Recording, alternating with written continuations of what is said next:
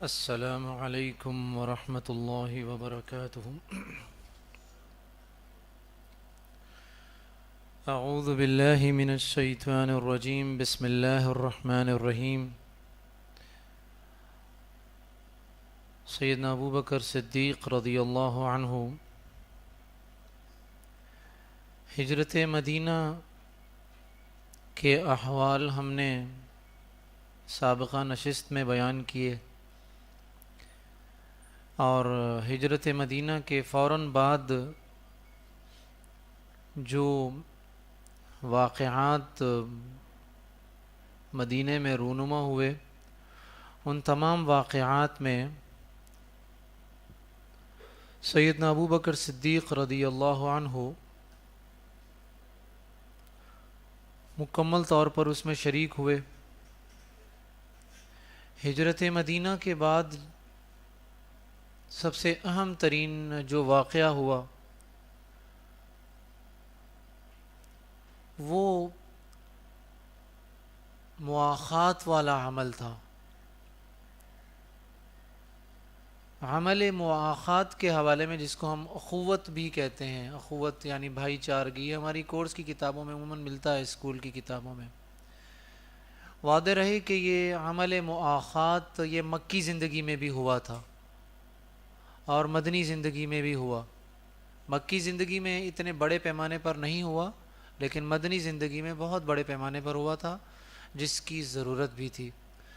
اس مرحلے میں بھی انتظامی طور پر سیدنا ابو بکر صدیق رضی اللہ عنہ اللہ کے رسول صلی اللہ علیہ وسلم کے ساتھ تھے۔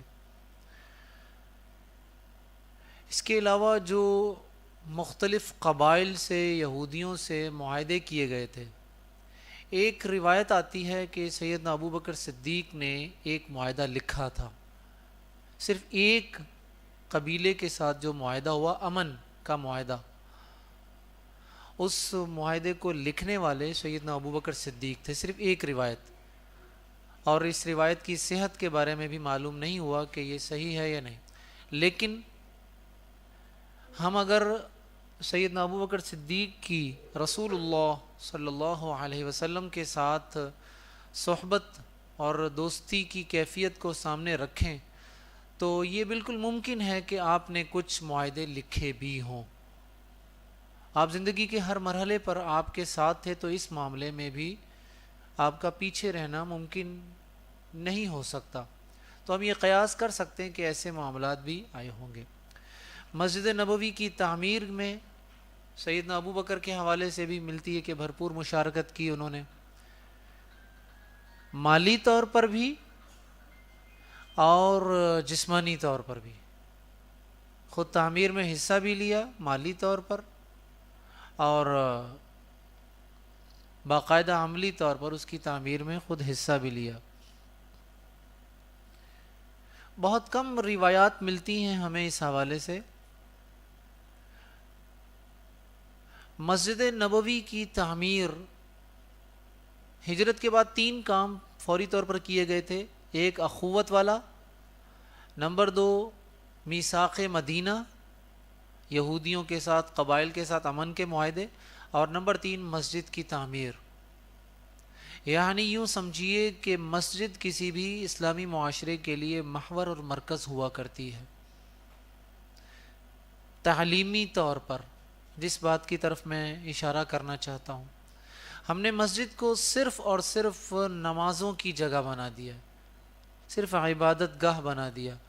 مسجد سے اس کی مرکزیت اور محوریت چھین لی، غصب کر لی۔ نتیجتاً مسجد کا دور جو تھا، رول جو ہوتا تھا، بڑا اسٹرانگ رول جو ہوتا تھا کسی بھی سوسائٹی میں، وہ ختم ہو گیا۔ یہی وجہ مسجد کے امام کی بھی کوئی اتنی قدر و قیمت نہیں رہی۔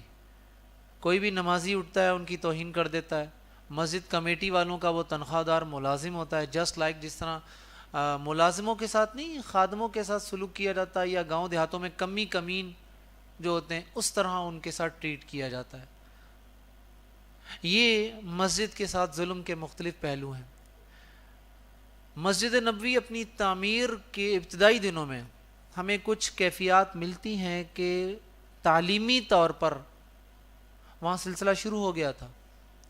وہ سلسلہ جو دار ارقم میں چل رہا تھا. مکہ میں باقاعدہ کسی مسجد کا وجود تو نہیں ملتا سوائے کچھ روایات کے جو سیدنا ابو بکر صدیق رضی اللہ عنہ کے حوالے سے ملتی ہیں کہ انہوں نے اپنے گھر کے صحن میں ایک مسجد بنا رکھی تھی. وہیں وہ نماز پڑھا کرتے تھے اور قرآن مجید کی تلاوت بھی یہ کیا کرتے تھے. جس نے ان کو پناہ دی تھی ابن الدغنہ نے، وہ واقعے میں تفصیل سے ذکر آتا ہے. باقاعدہ مسجد نہیں تھی مکے میں. جو مکہ میں مسجد تھی بیت الحرام، اس میں وہ یہ کام کر نہیں سکتے تھے. مدینہ پہنچتے ہیں تو وہ تعلیمی تربیتی سلسلہ جو دار ارقم میں چل رہا تھا، سیدنا ارقم رضی اللہ عنہ کے گھر میں تھا، وہی تعلیمی اور تربیتی سلسلہ مسجد نبوی میں شروع ہو گیا تھا. اور اس میں معلم رسول اللہ صلی اللہ علیہ وسلم تھے اور صحابہ جو تھے وہ شاگرد تھے. اسی سلسلے کو آگے بڑھاتے ہوئے اس کا ایک بڑا معروف نام آپ لوگوں نے سنا ہوگا، اصحاب صفہ کا. میں اس کو اپنے طور پر صفہ یونیورسٹی کہتا ہوں. مجھے نہیں پتا صفہ یونیورسٹی ابھی جو ہے اس کا کیا صورتحال ہے، وہ کس سوچ کے تحت انہوں نے وہ نام رکھا، لیکن میں اس کو کہتا ہوں کہ صفہ یونیورسٹی کی بنیاد وہاں سے پڑی تھی. الارقم یونیورسٹی کی بنیاد وہاں پڑی تھی. تعلیم اور تربیت والا سلسلہ نا. تو یہ مسجد میں کچھ اشارے ملتے ہیں کہ رسول اللہ صلی اللہ علیہ وسلم کے ساتھ سیدنا ابو بکر صدیق بھی ان تعلیمی اور تربیتی سلسلوں میں شامل رہے. کچھ اس کی کیفیات اس سے ہٹ کر بھی ملتی ہیں. سیرت طیبہ کی ساری کتابوں میں آپ بغور ذرا پڑھیے، تجلیات نبوت لے لیجئے یا رحیق المختوم لے لیں یا جو بھی آپ کی سیرت کی کتاب آپ کے مطالعے میں ہے. میں نے یہ بات سیرت میں بڑی تفصیل سے بات کی تھی پچھلے سال کہ غزوہ بدر سے پہلے تقریباً 9 یا 11 ایسے واقعات کا ذکر ملتا ہے جن کو ہم غزوات کے زمرے میں کاؤنٹ کرتے ہیں، غزوات سمجھتے ہیں. عملاً وہ غزوات نہیں تھے، وہ دعوتی اور تبلیغی وفود تھے جو 8-8 10-10 15-15 20-20 کی تعداد میں رسول اللہ صلی اللہ علیہ وسلم نے مدینے کے اندر، مدینے کے گرد و نواح میں جو قبائل موجود تھے ان کی تربیت کے لیے بھیجے. ان وفود میں سے کچھ کی قیادت سیدنا ابو بکر صدیق کے پاس بھی تھی. ایک صحابی کا ہمیں بیان بھی ملتا ہے، وہ کہتے ہیں کہ میں نے تقریباً 11 وفود میں شرکت کی ہے. 11 وفود میں نے شرکت کی. ان میں سے 3 کی قیادت جو تھی، 3 یا 4 کی قیادت سیدنا ابو بکر صدیق کے پاس تھی. اس کو ہم اس طرح سمجھ سکتے ہیں، مثال کے طور پر الحمدللہ ہمارا یہ رول ماڈل کا جو سلسلہ ہے، یہاں پر ہم کسی گرلز اسکول میں خواتین 2 یا 3 خواتین جو ہمارے ساتھ شروع سے اٹیچ ہیں ہماری ٹیم کے ساتھ، اسٹوڈنٹس میں سے اور معلمات میں سے ہم تیار کرتے ہیں اور رول ماڈل کی طرف سے ان کو کسی فیمیل ادارے میں، یعنی جہاں بچیاں پڑھتی ہیں، خواتین پڑھتی ہیں، وہاں بھیجا جائے کہ جی آپ جا کر وہاں پر ایک وزٹ کیجئے اور ان کا جائزہ لیجئے، کچھ دروس دیجئے، ٹریننگ تربیتی گفتگو کیجئے. بالکل ایسے ہی تو اس گروپ میں کسی ایک کو ہیڈ بنا دیا جائے. مردوں میں سے جس طرح ہم کسی کو انتخاب کرتے ہیں 3 یا 4 کو کہ جی آپ فلاں جگہ فلاں ادارے میں چلے جائیں اور وہاں جا کے وزٹ کیجئے، دیکھیے اور گفتگو کیجئے. بالکل ایسے ہی اس دور میں بھی یہ سلسلہ چل رہا تھا. اور اس بات کو بھی مد نظر رکھیے گا، یہ اسلام کا ابتدائی زمانہ ہے. اسلام کے حوالے سے تعلیمات کا باخبر کرنا یا تعلیمات کا بتانا بڑا حساس معاملہ ہے. کسی ایسے بندے کو نہیں بھیجا جا سکتا جو ابھی ابھی اسلام میں داخل ہوا ہے. کسی سینئر کو، تجربے کار کو، باخبر، جس کے پر بھرپور بھروسہ ہو مکمل، اسی کو بھیجا جا سکتا ہے. سیدنا ابو بکر صدیق سے بڑھ کر کون ہو سکتا تھا اس حوالے سے؟ تو یہ تعلیمی وفود تھے، تربیتی وفود تھے، جس میں سیدنا ابو بکر صدیق کے حوالے سے ہمیں بڑا بھرپور رول جو ہمیں ملتا ہے. اب آئیے سیدنا ابو بکر صدیق کا جو یہ شروع کے سال 1.5 سال کے تعلیمی، تربیتی اور تعمیراتی کاموں میں مشاورت اور معاونت کے بعد عملاً جب جہاد کی باری آتی ہے تو میدان جہاد میں سیدنا ابو بکر صدیق کا کیا کردار رہا؟ جہاد کے حوالے سے آپ لوگ جانتے ہیں سب، جہاد کا اسلام میں کیا مقام ہے۔ میں عموماً ایک جملہ کہا کرتا ہوں اپنی گفتگو میں، تاریخ مسلمانان عالم کا جائزہ لیجئے، جس دن مسلمانوں نے گھوڑے کی ننگی پیٹھ کو چھوڑا تھا، اترے تھے اور مسجد کے حجروں میں جا کر بیٹھے تھے، تلوار کی جگہ تسبیحات ہاتھ میں پکڑ لی تھی، اس دن سے مسلمانوں کا زوال شروع ہو گیا تھا۔ 1 انچ آگے نہیں بڑھے، بلکہ جو علاقے فتح کیے گئے تھے وہ بھی چھینے گئے ہیں، کوئی نئی فتوحات نہیں آتی۔ اور یہ کب ہوا؟ اس کا آغاز ہوا تھا بنو عباس کے دور میں، جب یونانی کتب اور مجوسی کتب کا عربی میں ترجمہ شروع ہوا، وہ فلسفہ آنا شروع ہوا، اور اس فلسفے کے مظاہر اب ہمارے پاس کیسے آتے ہیں کہ ایک صاحب قرآن مجید کی اس آیت پر تفسیر پر بڑی تفصیلی گفتگو کر رہے ہوتے ہیں فیس بک پر یا دوستوں کے ساتھ چائے کے ہوٹل پہ بیٹھ کر، جس میں نماز کے حوالے سے کچھ باتیں ہیں، نماز کے اوقات کیا ہونے چاہیے، قرآن سے ثابت ہیں یا نہیں ہیں۔ ادھر حی علی الصلاح حی علی الفلاح کی آواز آ رہی ہے، لیکن ادھر نمازوں کے اوقات پر ڈسکشن چل رہی ہے حدیثوں کے حوالے سے اور قرآن کے حوالے سے، نماز نہیں پڑھی جائے گی۔ یہ تھا سب سے بڑا نقصان کہ اس نے ہم سے عمل چھین لیا، ہم سے اس فلسفے نے۔ آپ دیکھ لیجئے حیات طیبہ میں خلفائے راشدین کی زندگی، خلفائے بنو امیہ کی زندگی دیکھ لیجئے، جہادی مارکوں سے تعبیر ہے۔ تو سیدنا ابو بکر صدیق رضی اللہ عنہ، آپ ذرا تھوڑا سا کبھی اس ناحیے سے آپ نے کبھی سنا نہیں ہوگا، آج مجھ سے سن لیجئے یہ بات، آج آپ نے پہلی دفعہ یہ بات سننی ہے کسی بھی بندے سے۔ کام کرنے کے لیے، دعوت کے لیے، میدان عمل میں اترنے کے لیے، آپ جانتے ہیں جس وقت رسول اللہ صلی اللہ علیہ وسلم اور سیدنا ابو بکر صدیق عملاً میدان جہاد میں، میدان جنگ میں اترے تھے، اس وقت ان کی عمر مبارک کیا تھی؟ کیا تھی عمر اس وقت؟ آپ صلی اللہ علیہ وسلم کی کتنی عمر تھی؟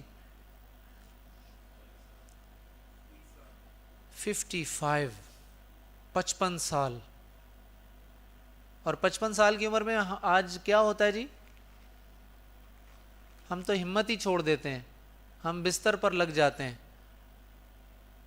آپ سوچئے اللہ کے رسول نے 55 سال کی عمر میں عملاً میدان جنگ میں اترے تھے، ایک چھوٹی بات نہیں ہے، بہت بڑی بات ہے۔ اس سے اشارہ اس بات میں ملتا ہے ہمیں کہ عمر کا ایکسکیوز نہیں آنا چاہیے، عمر کا ایکسکیوز نہیں ہے کوئی بھی۔ اگر میں تھوڑی سی مثال کے لیے ایک بات بتا دوں تو میرے رشتہ داروں میں خاتون، میں نے ان کو دیکھا نہیں، اپنے والد صاحب سے سنا تھا کہ انہوں نے 80 سال کی عمر میں قرآن حفظ کرنا شروع کیا تھا۔ 80 سال کی عمر میں، مجھے نہیں پتا پورا کیا یا نہیں کیا، لیکن شروع کیا تھا انہوں نے، ایک لگن تھی کہ قرآن یاد کرنا ہے میں نے۔ بہت ساری مثالیں تلاش کریں گے مل جائیں گی، یہ تعلیمی طور پر مصروفیات ہیں، اور میں نے اپنی آنکھوں سے ایسے واقعات دیکھے ہیں۔ ہمارے جو شیخ پورہ کے شیخ ہوتے تھے، شیخ محمد حسین شیخ پوری رحمہ اللہ، فوت ہو گئے۔ میں نے آخری دفعہ جب ان کو دیکھا تھا تو وہ 2 نوجوانوں کا سہارا لے کر، آگے لاٹھی تھی، ایک نے ادھر سے بغل میں ہاتھ ڈالا تھا، ادھر سے بغل میں ہاتھ ڈالا تھا، شیخ پورہ سے لاہور وہ آئے تھے درس دینے کے لیے، شدید بیماری کے عالم میں بھی بستر سے اٹھ نہیں پا رہے تھے، لیکن جب بولنا شروع کیا تو یوں لگ رہا تھا جیسا کہ 20 سال کا نوجوان بول رہا ہے۔ یہ ایمان کی طاقت تھی، یہ تقویٰ تھا جو بول رہا تھا۔ سیدنا ابو بکر صدیق کی عمر اس وقت تھی 54 سال، 54 53 کے قریب تھی۔ آپ سوچ سکتے ہیں کہ 53 54 55 کے بندے ہاتھ میں تلواریں پکڑیں گے؟ اس وقت بندوقیں تو ہوتی نہیں تھی، ٹی تو ہوتی نہیں تھی، ہلکی سی کے پکڑا اور ڈھس ڈھس کر دیا، معاملہ ختم، تلوار ہوتی تھی۔ اور تلوار کبھی آپ میں سے کسی نے اٹھا کر دیکھی ہے تلوار کتنی بھاری کتنی وزنی ہوتی ہے؟ یہ ایمانی طاقت تھی، یہ تقویٰ تھا، بات صرف اٹھانے کی نہیں تھی، واللہ العظیم صرف اٹھانے کی بات نہیں تھی، جب وقت آیا تھا تو اس کا حق بھی ادا کیا تھا۔ غزوہ بدر ذرا دیکھیے، غزوہ بدر میں کیا کچھ نہیں ہوا۔ سیدنا ابوبکر صدیق نے حیات طیبہ کے کسی مرحلے پر آپ کا ساتھ نہیں چھوڑا تھا، مکمل آپ کے ساتھ رہیں۔ غزوہ بدر کی مشاورت تھی تو آپ اس میں شریک رہے ساتھ، بلکہ جب میدان بدر میں جب آپ دعا کے لیے ہاتھ اٹھاتے ہیں، اللہ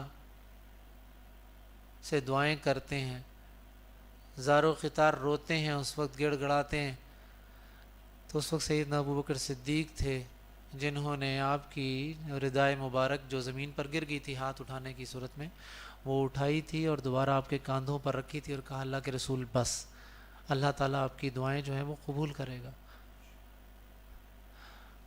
کوئی اور صحابی نہیں تھا اس وقت ساتھ آپ کے، سیدنا ابوبکر صدیق تھے، یعنی حقیقتاً یار غار تھے، سفر اور حضر، خوشی اور غمی، ہر موقع پر آپ کا ساتھ دینے والے سیدنا ابوبکر صدیق رضی اللہ عنہ۔ یہ کلمات آپ کے موجود ہیں،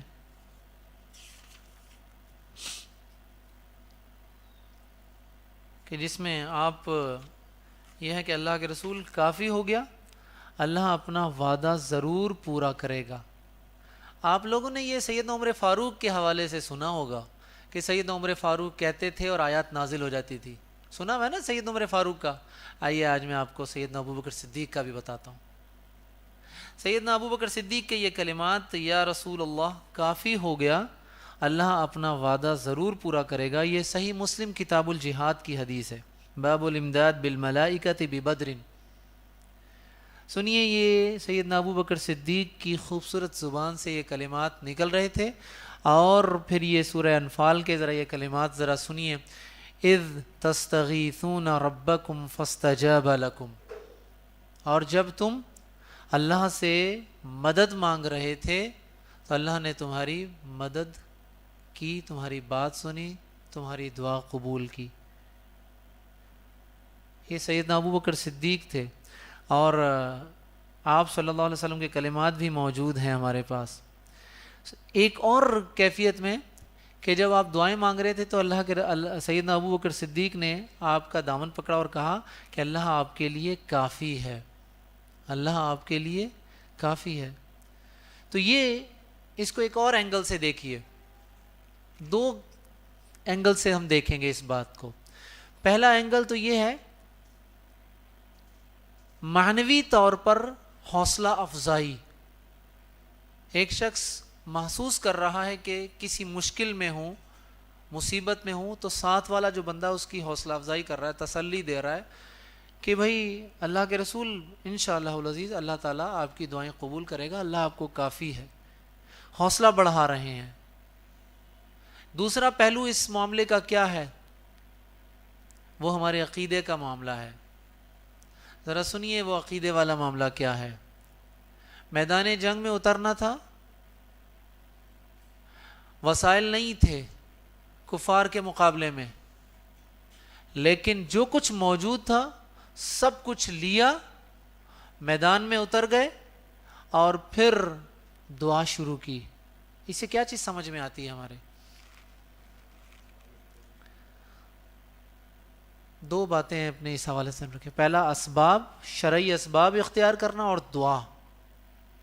اسباب پر کبھی بھروسہ مت کیجیے، اسباب فی ذات ہی کبھی بھی آپ کے لیے مدد نہیں کر سکتے، آپ کے لیے کچھ نہیں کر سکتے، نفع اور نقصان اسباب کے پاس نہیں ہے۔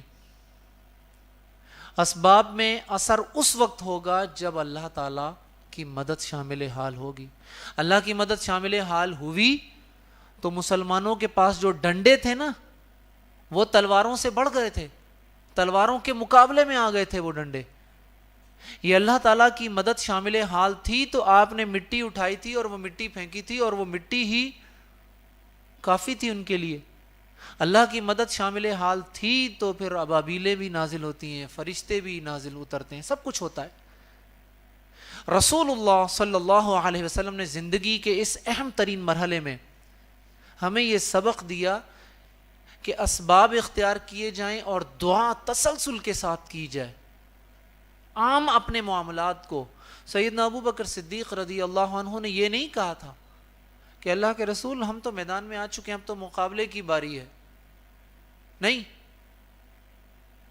بلکہ آپ ایک روایت میں ملتا ہے کہ جب اللہ کے رسول نے ہاتھ اٹھائے ہوئے تھے دعا کے لیے تو سیدنا ابو بکر صدیق بھی ہاتھ اٹھا کر آپ کے ساتھ کھڑے ہوئے تھے، آمین آمین کہہ رہے تھے۔ جب آپ بہت زیادہ کیفیت ہوئی رونے والی، گڑ گڑانے والی، تو اس وقت سیدنا ابو بکر صدیق نے کہا اللہ کے رسول بس کیجئے۔ تو ہمیں معلوم ہوتا ہے کہ زندگی کے مختلف مراحل میں ہمیں یہ طرز عمل اختیار کرنا چاہیے۔ پھر آپ نے جب یہ وہ جو غزوہ بدر میں جس جگہ یہ مارکا ہوا تھا وہاں ایک چھوٹا سا خیمہ بھی لگایا گیا تھا۔ یہ اسٹریٹجی ہوتی ہے، آج بھی یہ اسٹریٹجیز ایسی ہوتی ہیں کہ جو قائد ہوتا ہے اس کے لیے پراپر ایک جگہ منتخب کی جاتی ہے جہاں پر وہ کھڑے ہو کر بیٹھ کر یا پورے گراؤنڈ کا جائزہ لیتا ہے۔ تو اللہ کے رسول کے لیے بھی خیمہ بنایا گیا تھا، اس خیمے میں کچھ لمحات کے لیے غنودگی طاری ہوئی تھی۔ ان لمحات میں بھی سیدنا ابو بکر آپ کے ساتھ تھے۔ یہ باتیں ذہن میں رکھیے گا، یہ آگے جا کر میں انہی واقعات سے دلیل لینی ہے، میں نے بڑی مضبوط دلیل ذکر کرنی ہے آگے آپ کی خلافت کے حوالے سے۔ یہ جو کہا جاتا ہے نا کہ علی خلیفہ بلا فصل تھے اور دمادم مست کلندر علی دا پہلا نمبر، یہ ساری چیزوں کی نفی یہاں پر ہو رہی ہے۔ یہ وہ موقع تھا جس میں دیگر صحابہ بھی موجود ہیں، سیدنا عمر فاروق بھی موجود ہیں، سیدنا عثمان غنی بھی ہیں، سیدنا علی بھی ہیں، سیدنا طلحہ، سیدنا زبیر، سب موجود ہیں، لیکن دعا مانگتے ہوئے اس مرحلے پہ سیدنا ابو بکر ہی آپ کے ساتھ تھے۔ جو خیمہ بنایا گیا تھا اس خیمے میں بھی سیدنا ابو بکر ہی آپ کے ساتھ تھے، کوئی اور صحابی آپ کے ساتھ نہیں تھا۔ گویا کہ ایک حدیث میں جس طرح آتا ہے نا کہ اللہ کے رسول کے لیے وزیر جو تھے، وزیر یا مشیر خاص جس کو کہہ سکتے ہیں، وہ سیدنا ابو بکر صدیق تھے۔ کہا کہ میرے دو وزیر ہیں، ابو بکر اور عمر۔ تو یہاں پر دیکھیے دلیل کیا ہے، یہ ہمیں ملتی ہے ابن ہشام رحمہ اللہ کی کتاب ہے السیرہ نبویہ، پہلی کتاب ہے سیرت کی جو لکھی گئی، اس کا اردو میں ترجمہ ہو چکا ہے۔ اس میں جب وہ غنودگی طاری ہوتی ہے اللہ کے رسول پر، جب بیدار ہوتے ہیں تو کہتے ہیں ابشر یا ابا بکر۔ یہ دلیل ہے اس بات کی کہ سیدنا ابو بکر اس مرحلے پر ان کے ساتھ تھے۔ کہا ابشر یا ابا بکر اتاک نصر اللہ، ابو بکر بشارت ہو تمہیں، خوشخبری ہو تمہیں، اللہ کی مدد آ گئی۔ ھذا جبریل آخذ بعنان فرسہ، یہ جبریل ہیں جو جبریل امین اپنے گھوڑے کی لگام تھامے ہوئے آگے بڑھ رہے ہیں، یقودہ، اور گرد و غبار میں اٹے ہوئے ہیں۔ یہ تھی ابو بکر صدیق رضی اللہ عنہ کی مصاحبت اور عملی طور پر آپ کا ساتھ ہونا۔ اور جب عملاً جنگ شروع ہوتی ہے تو اس موقع پر بھی سیدنا ابو بکر صدیق آپ کے ساتھ تھے۔ یہ وہی مارکا ہے، وہی جنگ ہے جو آج ہمارے لیے مثال بنی ہوئی ہے۔ اس جنگ میں سیدنا ابو بکر صدیق کے حوالے سے ایک مثال بیان کی جاتی، کون سی مثال؟ کوئی ذکر کرے گا اس مثال کا؟ ایمان کی بنیاد پر محبت کرنا، نفرت کرنا اللہ کے لیے، الحب فی اللہ والبغض فی اللہ۔ جی ترا کس نے کہا تھا بیٹے کی بات؟ یہ ماشاءاللہ الحمدللہ۔ چلیے کوئی ایک بتا دے مجھے یہ واقعہ۔ نہیں کسی غزوے کی بات نہیں کریں، کسی نہیں، اسی غزوہ بدر کی بات ہے۔ جی جی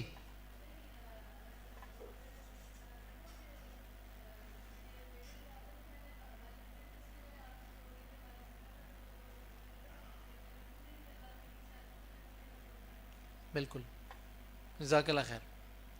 یہ اس بیٹے کا نام کیا تھا؟ عبد الرحمن بن ابی بکر۔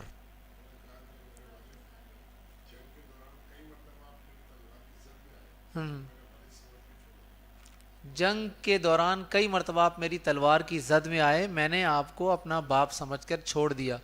سیدنا ابو بکر صدیق نے کیا کہا تھا جی؟ اگر تم میری تلوار کے نیچے آتے تو میں تمہیں نہ چھوڑتا۔ یہ محض لفاظی نہیں ہے، ذرا ان لفظوں کی روح کو محسوس کیجئے۔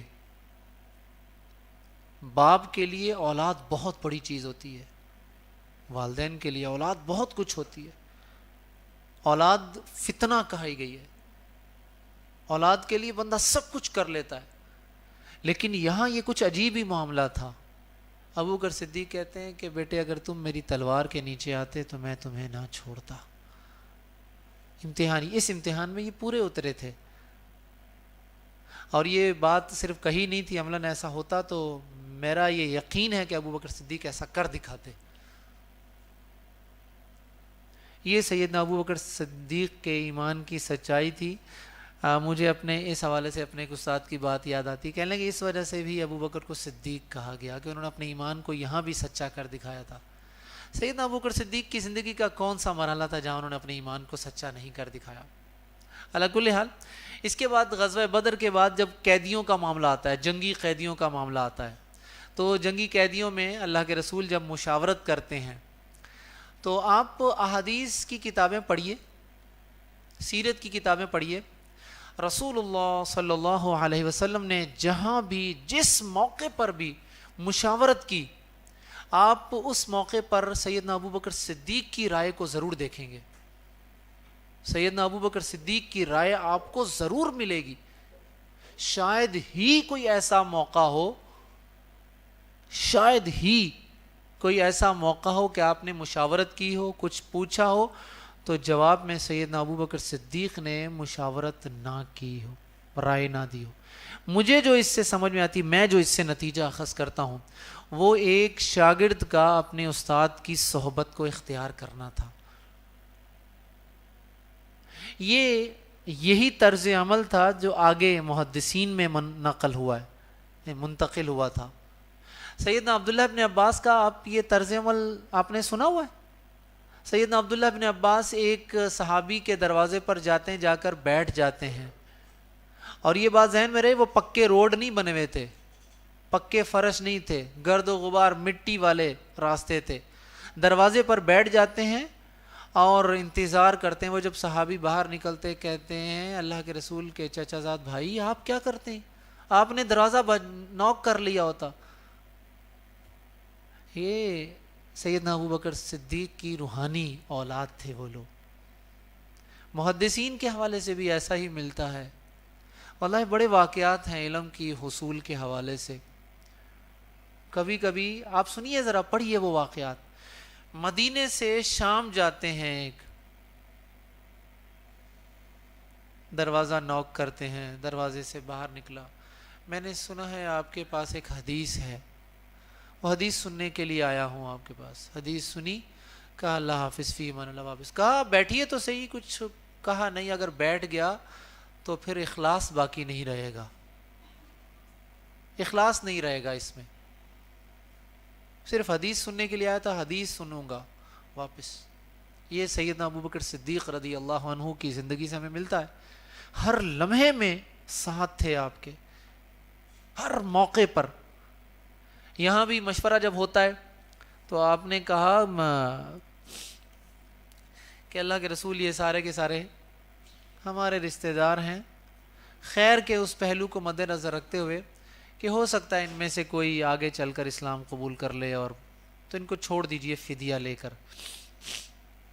سیدنا عمر فاروق نے کہا اللہ کے رسول، جلالی موڈ تھا، کہا ان سب کی گردن ماریں، مجھے میرے رشتہ دار کو دیجئے، یعنی میرا رشتہ دار مجھے دیجئے، عقیل کو علی کے سپرد کریں، علی اپنے بھائی کی گردن ماریں، اس طرح سب کو ان کے رشتہ دار دیجئے۔ یہ امتحان بھی ہے اور سچائی بھی ہے، اور یہ معاملہ ختم ہو گیا جی۔ اگلے دن سیدنا ابو بکر صدیق، سیدنا عمر فاروق سے یہ ملتی ہے چیز کہ جب انہوں نے دیکھا تو ایک جگہ اللہ کے رسول اور سیدنا ابو بکر صدیق بیٹھے ہوئے دونوں رو رہے تھے۔ پوچھا کیا ہے؟ بتایا نہیں۔ کہا مجھے بھی بتائیں تاکہ میں آپ کے ساتھ اس رونے میں شریک ہو سکوں. تو وہاں پر معلوم ہوا تھا کہ عمر فاروق کی رائے بڑی بہتر تھی. ابتدائی موقع تھا نا, کفر کی کمر ٹوٹ جاتی اس وقت اگر ان کے ان سرداروں کو قتل کر دیا جاتا. تو یہ اسٹریٹجی ہے, فدیہ لے کے چھوڑنے والے معاملات بھی ہیں اور مارنے والے بھی معاملات ہیں. گوئی اللہ کے رسول کے اختیار میں تھا, وہ قائد تھے اس وقت, لیکن اللہ تعالیٰ نے اس کی مطلب تنبیہ کی تھی. یہ سورۃ الانفال کی آیت ہے, ما کان لنبی ان یکون له اسرى حتى یثخن فی الارض تریدون عرض الدنیا واللہ یرید الآخرۃ واللہ عزیز حکیم. فرماتے ہیں کہ نبی کے ہاتھ میں قیدی نہیں چاہیے جب تک ملک میں اچھی خونریزی کی جنگ نہ ہو جائے. تم دنیا کا مال چاہتے ہو, اللہ کا ارادہ آخرت کا ہے. تو یہ فدیہ لینا دنیا کا مال لینے والا معاملہ تھا. کہیں ذہن کے ہو سکتا ہے کسی گوشے میں یہ ہو کہ مال لے کر اپنے معاشی طور پر مضبوط ہو جائیں, مستحکم کر لیں, لیکن علی کل حال بہرحال یہ ایک اس میں رائے ہے. اور اس میں ایک روایت ملتی ہے کہ اللہ کے رسول صلی اللہ علیہ وسلم جو ہیں وہ جب باہر آتے ہیں, جب مشاورت کرنے کے بعد جاتے ہیں, پھر واپس آتے ہیں, تو کہتے ہیں ابو بکر تمہاری مثال عیسیٰ جیسی ہے. کہ سیدنا عیسیٰ کا یہ قول ملتا ہے نا سورہ المائدہ میں, ان تعذبہم فانہم عبادک, اللہ اگر آپ ان کو عذاب دیں گے تو یہ آپ کے بندے ہیں, وَإِن تَغْفِرْ لَهُمْ, اور اگر آپ ان کو بخش دیں تو یقیناً آپ ہی غالب اور حکمت والے ہیں. ابو بکر تمہاری مثال عیسیٰ جیسی ہے. اور سیدنا عمر فاروق سے کہتے ہیں عمر تمہاری مثال نوح جیسی ہے. سیدنا نوح علیہ السلام نے کیا کہا تھا, ربی, اے میرے رب, لا تذر علی الارض من الکافرین دیارا, اللہ زمین پر کسی کافر کے گھر کو نہ چھوڑ.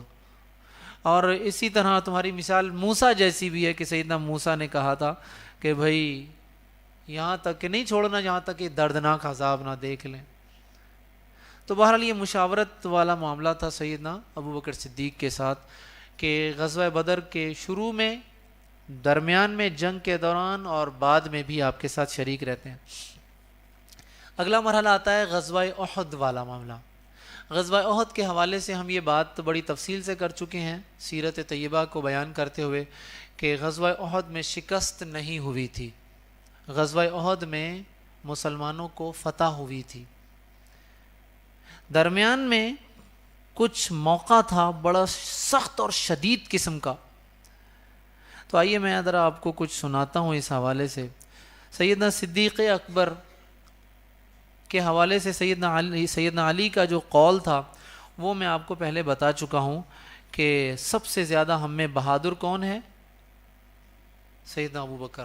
کسی نے پوچھا تھا علی سب سے زیادہ بہادر کون, تو کہا کہ سب سے زیادہ بہادر جو ہیں وہ ابو بکر صدیق ہیں. اور وہ اس مناسبت سے کہا تھا کہ احد میں کوئی نہیں تھا سوائے سیدنا ابو بکر صدیق تھے جو آپ کے ساتھ موجود تھے اس وقت. اور سیدنا ابو بکر صدیق, یہ میرے پاس سامنے کچھ ایک کتاب ہے, اس میں سے حوالے ہیں کچھ, کہ سب سے پہلے سیدنا طلحہ تھے جو پہنچتے ہیں اللہ کے رسول کے پاس. جب خالد بن ولید نے اٹیک کیا تھا اور وہاں پر جو گھاٹی میں جو تیر انداز تھے ان کو شہید کیا, تو اس موقع پر اللہ کے رسول اکیلے رہ گئے تھے. اور یہ وہی موقع تھا جس میں آپ کے دندان مبارک بھی شہید ہوئے تھے. اس وقت اکیلے سیدنا طلحہ تھے.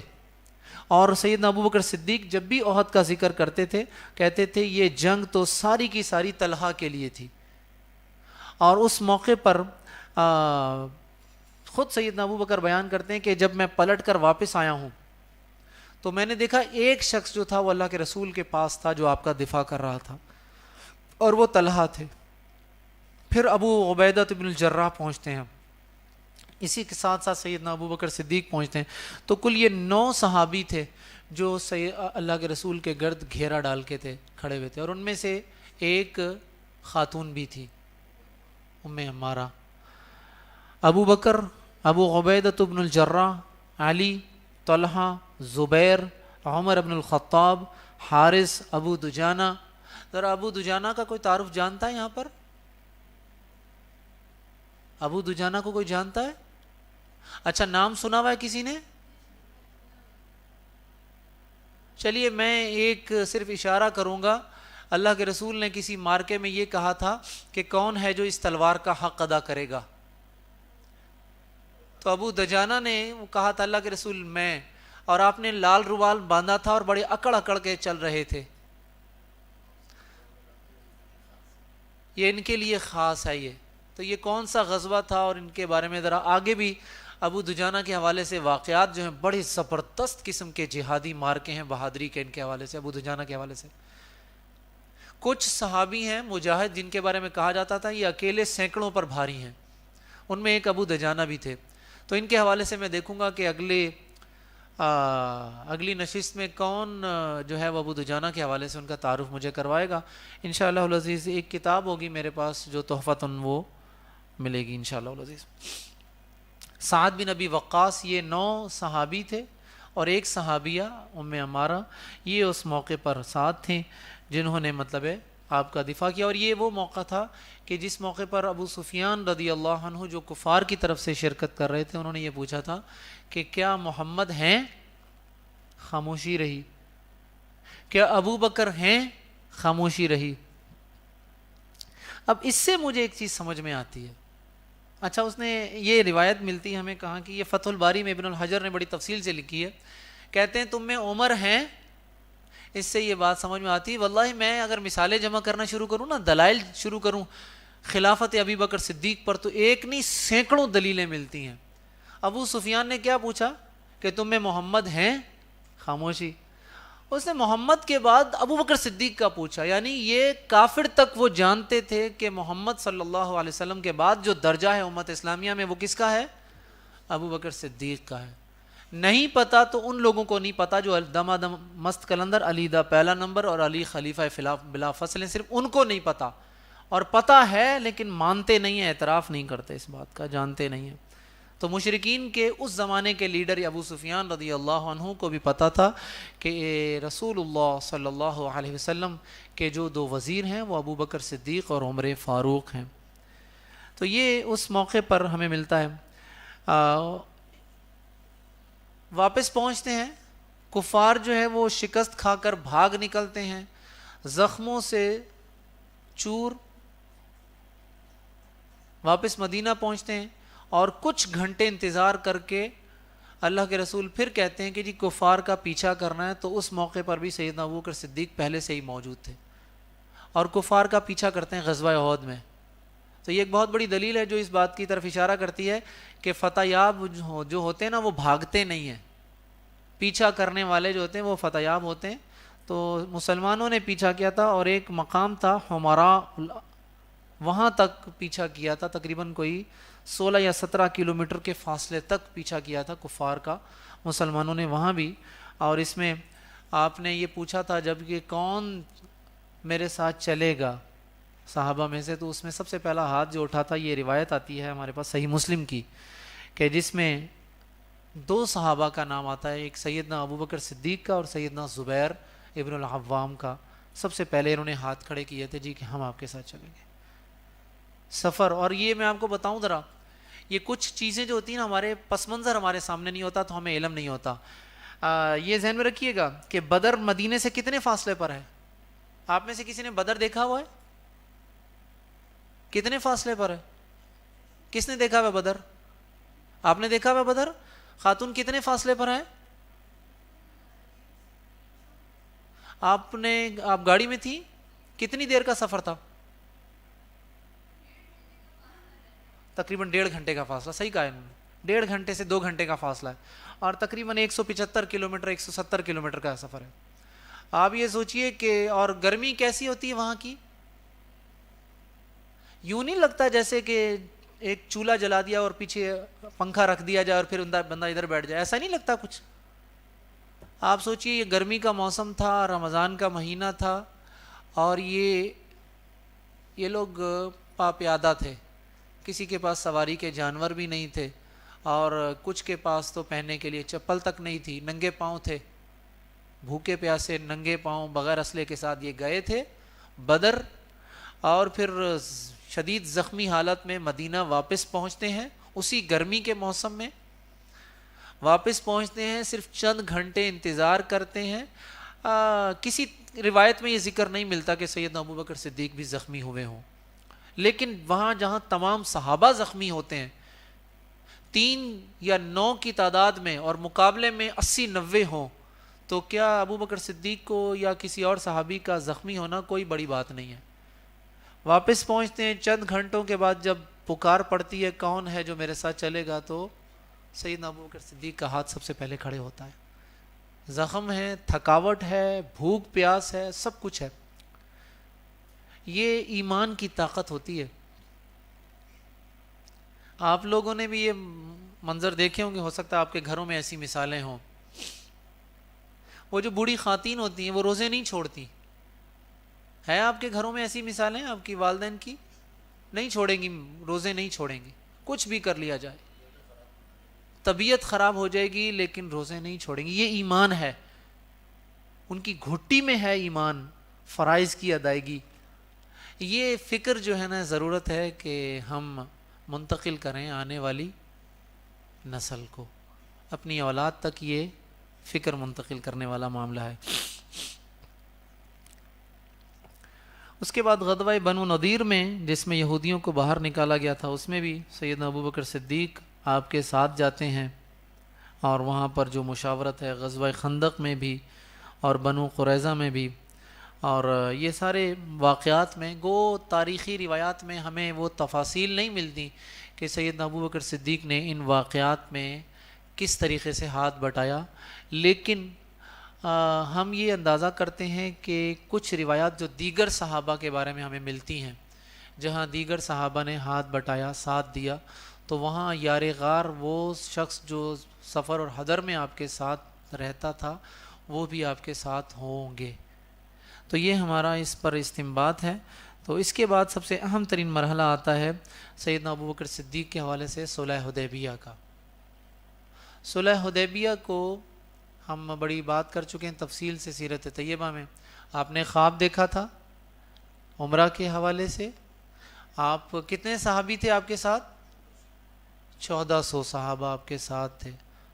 آپ لوگ نکلتے ہیں اور حدیبیہ کے مقام پر پہنچتے ہیں. جب وہاں حدیبیہ کے مقام پر پہنچتے ہیں تو کفار کو اور مشرکین مکہ کو پتہ چلتا ہے کہ جی مسلمان آ چکے ہیں، اور وہ وفود بھیجتے ہیں. تو ان وفود کے آنے میں صحیح بخاری کی روایات بھی موجود ہیں، صحیح مسلم کی موجود ہیں، اور کتب سیرت کی بھی روایات موجود ہیں. ان تمام وفود کے آنے میں اور مذاکرات میں، یہ ٹیبل ٹاکس جو ڈائلاگ ہوتے ہیں، ان ڈائلاگ میں سیدنا ابو بکر صدیق شریک رہے ہیں گفتگو میں. اور یہ ڈائلاگس کے مختلف ہمیں ملتے ہیں کیفیات، باقاعدہ یہ ساری کیفیات ملتی ہیں آپس میں بات چیت کی. تو یہ ایک اس میں اصل جو بات میں بتانا چاہتا ہوں صلح حدیبیہ کے حوالے سے سیدنا ابو بکر صدیق کا جو مطلب ہے، جب یہ صلح کی شرائط طے پاتی ہیں، زندگی کے بہت سارے ایسے مراحل ہیں جہاں پر سیدنا ابو بکر صدیق کی سوچ، آپ کی فکر رسول اللہ صلی اللہ علیہ وسلم کے ساتھ بالکل میچ کرتی ہوئی ملتی ہے ہمیں. دور رس، فراست، مستقبل بینی، یہ تمام کیفیات جس طریقے سے اللہ کے رسول کے پاس تھی بالکل ایسی ہی سیدنا ابو بکر صدیق کے پاس ملتی ہیں. ذرا یہ آخری بات واقعہ سنتے ہیں اور اس کے پر اسی پر ہم اپنی گفتگو کا اختتام کریں گے. سیدنا عمر فاروق رضی اللہ عنہ کے حوالے سے یہ مورخین نے بیان کیا ہے کہ آپ کو سیدنا عمر فاروق کو ان شرائط جو طے پائی تھیں ان میں سے کچھ پر اعتراض تھا. اور مثلا کیا اعتراض تھا کہ بھئی جب کوئی شخص واپس مسلمان ہو کر واپس کیا جائے گا اس کو واپس نہیں کیا جائے گا. یہ ایسی کیفیت تھی جس پر آپ کو بڑے شدید اعتراض تھا. اب سنیے ذرا. سیدنا عمر فاروق اللہ کے رسول کے پاس آتے ہیں اور کہتے ہیں کہ کیا آپ اللہ کے رسول نہیں ہیں؟ آپ صلی اللہ علیہ وسلم فرماتے ہیں کیوں نہیں، میں اللہ کا رسول ہوں. کہتے ہیں کیا ہم مسلمان نہیں ہیں؟ کہا کیوں نہیں، ہم ضرور مسلمان ہیں. کہا کیا یہ لوگ مشرک نہیں ہیں؟ کہا کیوں نہیں، وہ مشرک ہیں. عمر فاروق عرض کرتے ہیں تو پھر کیوں ہم اپنے دین کے بارے میں دباؤ قبول کریں؟ یہ وہی سید عمر فاروق ہیں جنہوں نے کہا تھا اللہ کے رسول اسلام قبول کر لیا، اب دل چاہتا ہے اعلان کروں۔ یہ واحد صحابی تھے جنہوں نے اسلام قبول کرنے کے بعد جا کر باقاعدہ اعلان کیا تھا، اور کسی صحابی سے نہیں ملتا اعلان ہمیں۔ اور جب ہجرت کی تھی تو ہجرت کے موقع پر بھی آپ نے یہی کچھ کیا تھا۔ انشاءاللہ سید عمر فاروق کے حوالے سے ہم یہ بات کریں گے۔ تو آپ کے یہ ڈائلاگ جو اللہ کے رسول کے ساتھ ہیں، اس کے بعد آپ سیدنا ابو بکر صدیق کے پاس آتے ہیں، اور سیدنا ابو بکر صدیق کے ساتھ ذرا سنیے کیا ڈائلاگ ہوتے ہیں۔ کہا ابو بکر کیا محمد اللہ کے رسول نہیں ہیں؟ ابو بکر کہتے ہیں کیوں نہیں، آپ اللہ کے رسول ہیں۔ عمر فاروق کہتے ہیں کہ کیا ہم مسلمان نہیں ہیں؟ ابو بکر کہتے ہیں کیوں نہیں، ہم مسلمان ہیں۔ عمر فاروق کہتے ہیں کہ کیا یہ لوگ مشرک نہیں ہیں؟ ابو بکر کہتے ہیں کیوں نہیں، یہ مشرک ہیں۔ سیدنا عمر فاروق کہتے ہیں پھر ہم دین کے بارے میں کیوں نصیحت، دین کے بارے میں دباؤ کیوں قبول کریں ان کا؟ سیدنا ابو بکر صدیق کہتے ہیں کہ عمر احتراز کا طریقہ ترک کر کے آپ کی اطاعت کو لازم پکڑ لیں۔ فرمایا میں اس بات کی شہادت دیتا ہوں آپ اللہ کے رسول ہیں اور حق وہی ہے جس کا آپ نے حکم فرمایا، آپ اللہ کی مخالفت نہیں کریں، آپ کو اللہ ہرگز ضائع نہیں کرے گا۔ اب آپ دونوں کے جوابات دیکھیے ذرا۔ سیدنا ابو بکر صدیق کو نہیں پتا کہ اللہ کے رسول نے کیا کیا جوابات دیے ہوئے ہیں، کیا سوال ہوئے ہیں، لیکن ہو بہو وہی جوابات ملتے ہیں جو اللہ کے رسول نے دیے تھے سیدنا عمر فاروق کو، اور وہی جواب جو تھے سیدنا ابو بکر صدیق نے دیے۔ جب قربانی کا موقع آتا ہے، واحد اکیلے سیدنا ابو بکر صدیق تھے۔ جب اللہ کے رسول نے کہا تھا اٹھو اور قربانی کرو تو سیدنا ابو بکر صدیق تھے واحد اکیلے جو اٹھیں اور قربانی کرتے ہیں، باقی کوئی اپنی جگہ سے نہیں ہلا تھا۔ وہاں پھر ایک آئیڈیل بیوی جو مثالی بیوی ہوتی ہے نا جی، وہ پھر کام آتی ہے جی۔ وہ مثالی بیوی جو ہوتی ہے نا، وہ اللہ تعالیٰ کی طرف سے بہت بڑا انعام ہوتی ہے جی۔ یہ جو ہوتی ہے نا انڈرسٹینڈنگ، جس کو ہم کہتے ہیں نا میچول انڈرسٹینڈنگ، یہ اگر زوجین میں مل جائے نا یہ کمال ہو جاتا ہے جی، بڑا زبردست کام ہو جاتا ہے، اور یہ دونوں طرف سے ہوتا ہے۔ ہم عموماً جو ہوتے ہیں نا ذکر کرتے رہتے ہیں مثالی بیوی مثالی بیوی، کبھی مثالی شوہر کی باتیں نہیں سنی ہوں گی آپ نے۔ دونوں طرف سے یہ کام ہوتا ہے۔ مثالی بیوی پھر اللہ کے رسول صلی اللہ علیہ وسلم کو ملنی ہی تھی نا جی۔ تو کیا جب آپ نے جو طریقہ بتایا وہ پھر اس پر عمل کیا اور یہ سارا معاملہ، لیکن بتانے کا مقصد تھا کہ جب آپ نے حکم دیا تو سیدنا ابو بکر صدیق رضی اللہ عنہ جو تھے وہ سب سے پہلے جو تھے اس بات پر عمل کرنے والے تھے۔ اور اس میں ایک بات جو ہماری سمجھ میں آتی ہے، جو میں اس سے نتیجہ اخذ کرتا ہوں، ایک یہ میرا ذاتی نتیجہ ہے۔ سیدنا ابو بکر صدیق رضی اللہ عنہ کی زندگی کے یہ چند مراحل جس میں اللہ کے رسول نے حکم دیا اور آپ نے بلا چوں چرا، کیا کیوں کیسے اگر مگر چونکہ چنانچہ کیے بغیر فوراً سنا اور اس پر عمل کر لیا۔ مجھے یہ سبق ملتا ہے کہ ہماری زندگی میں یہ چیز آنی چاہیے، ہمیں اسے اختیار کرنا چاہیے، بہت ضروری ہے یہ چیز۔ مسلمان کا مطلب ہی یہی ہے۔ یہ میں آپ کو بتا دوں یہ چیز، جب ہم کسی بات پر اللہ اور اللہ کے رسول کے حکم پر عمل کرنے کے لیے اگر مگر چونکہ چنانچہ اس لیے جب ہم کرتے ہیں نا، پھر ہم سچی بات ہے وہ آئیڈیل کیفیت میں نہیں رہتے، آئیڈیل پرسپیکٹیو ہم سے نکل جاتا ہے ہمارے ہاتھ سے۔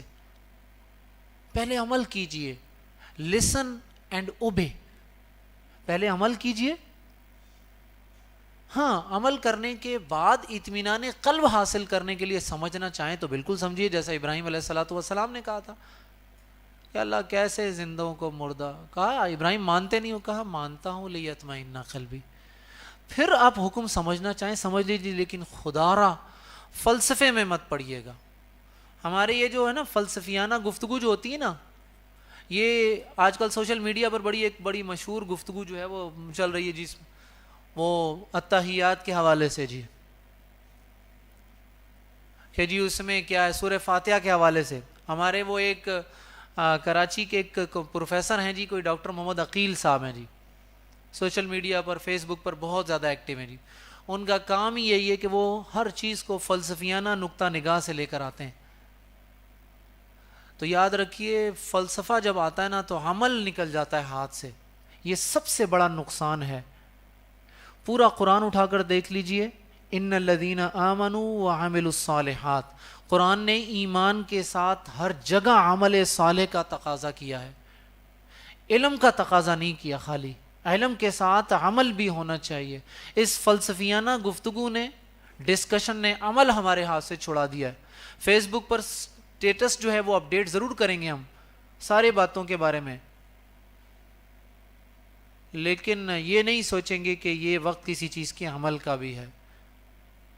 تو خدا را فلسفیانہ گفتگو سے بچیے. سیدنا ابو بکر صدیق رضی اللہ عنہ جو بارگاہ رسالت کے فیض یافتگان میں سے تھے، ان کی زندگی سے ہمیں سبق یہی ملتا ہے، جیسا کہ صلح حدیبیہ میں ان کے طرز عمل ملا. سنیے اور فوری طور پر عمل کیجیے. والسلام علیکم ورحمۃ اللہ وبرکاتہ. کسی کے ذہن میں کوئی استفسار ہو، ابہام ہو تو جی. ابو دجانہ کے بارے میں جی ایک تو مولانا گوگل آپ کو بتائیں گے جی اس بارے میں. دوسرا آپ کو پتہ چلے گا حیات صحابہ کے درخشاں پہلو. نہیں، حیات صحابہ کے درخشاں پہلو محمود احمد غضنفر کی ترجمہ کی ہوئی کتاب ہے یہ. اس کتاب میں یہ واقعہ آپ کو مل جائے گا ان کے بارے میں انشاءاللہ العزیز.